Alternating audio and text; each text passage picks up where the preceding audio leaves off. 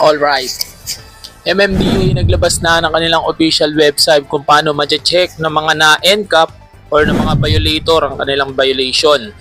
Ito ay ituturo sa inyo sa pamamagitan ng screen share para at least alam nyo kung meron ba kayong violation, lalo na kung dumadaan kayo sa mga nangunahing daan na merong NCAP dito sa Pilipinas. Tignan nyo na lang muna yung pinakalugar kung saan may NCAP.